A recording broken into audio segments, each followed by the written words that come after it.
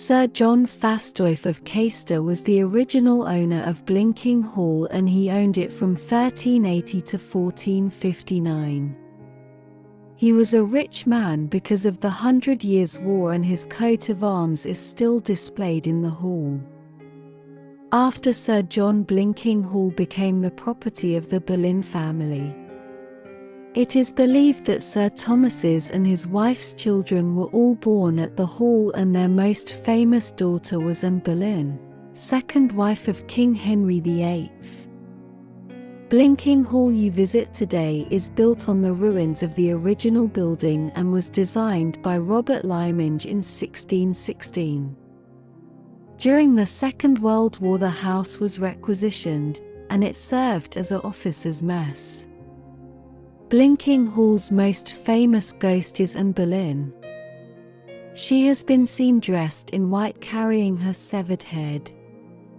Apparently she is driven up to the hall in a ghost carriage pulled by 4 headless horses and driven by a headless horseman.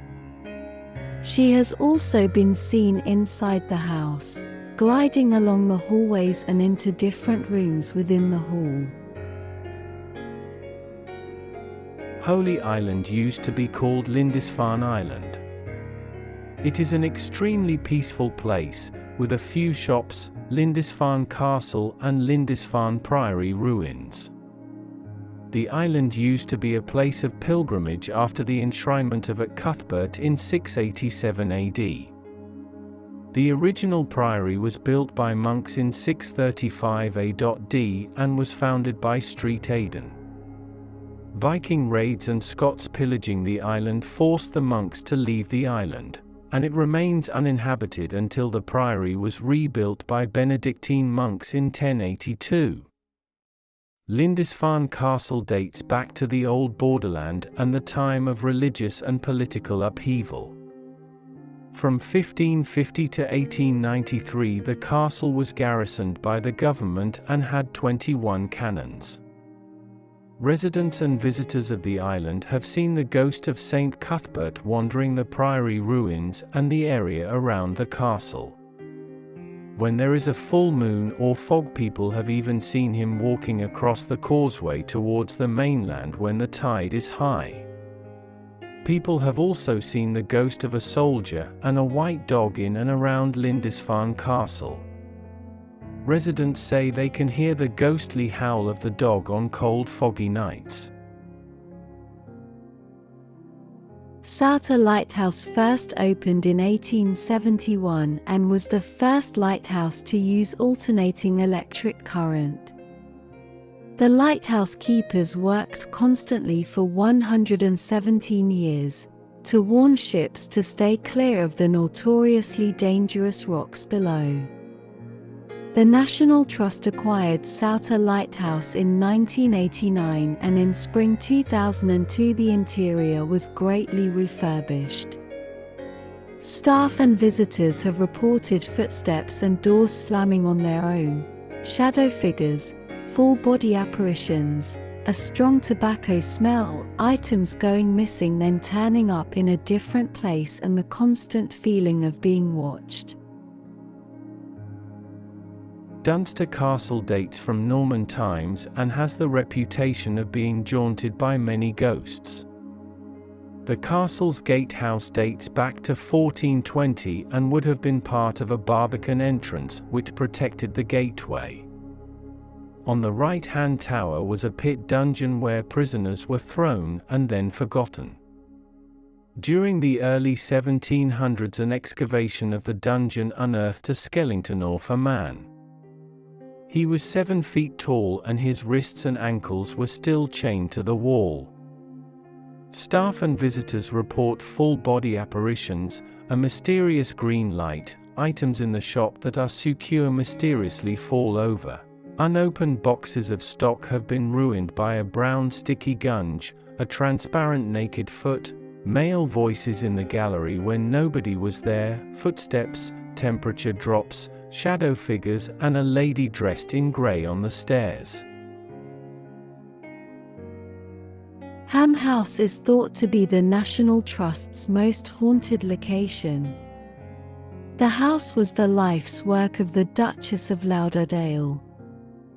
Elizabeth Murray inherited the house from her father in 1655, and her first marriage was in 1648 to Sir Lionel Tollemache. In 1669, even before her husband's death, Lady Dissate, as she was known then, was rumoured to be in love with the first Earl of Lauderdale, John Maitland. John and Elizabeth got married in 1672.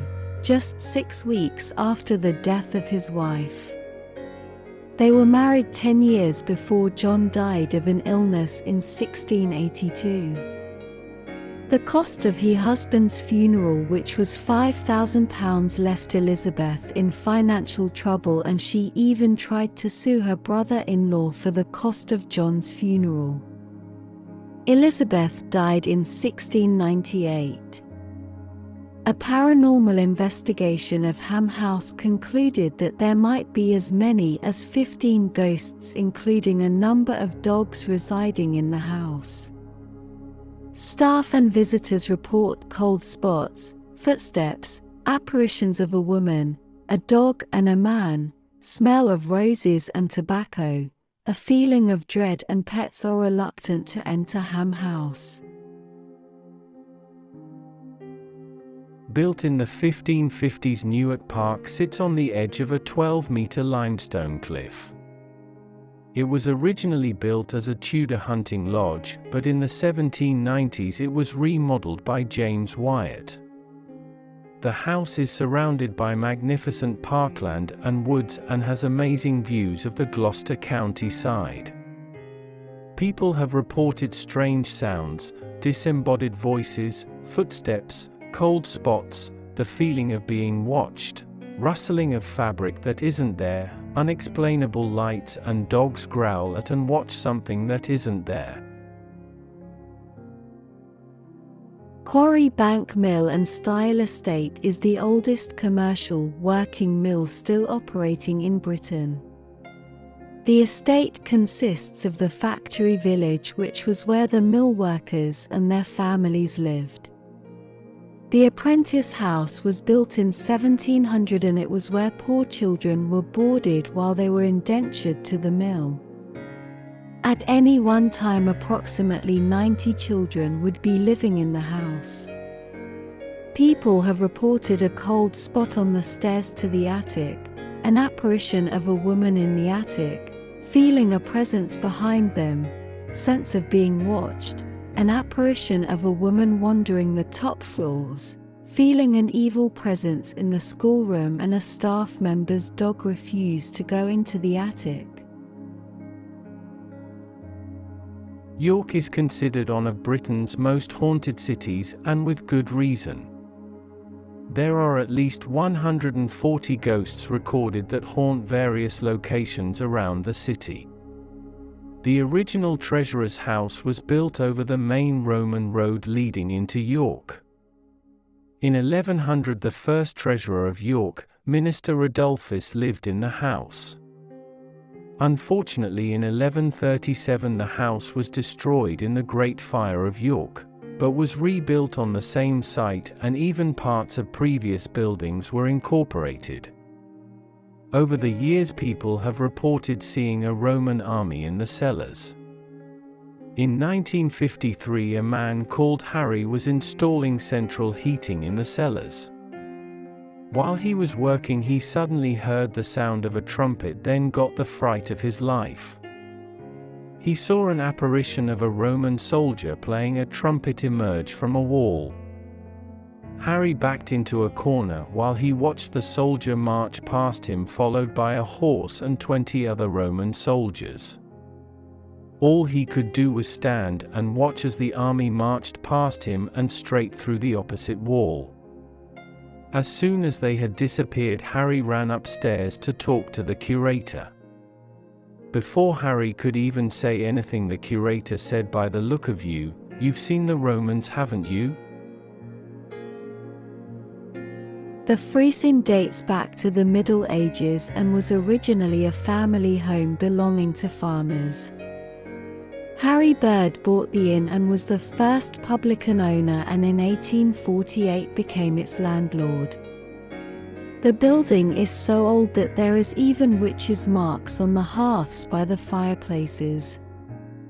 These marks struck fear in people because it was believed that witches could get into a building at night by the chimney.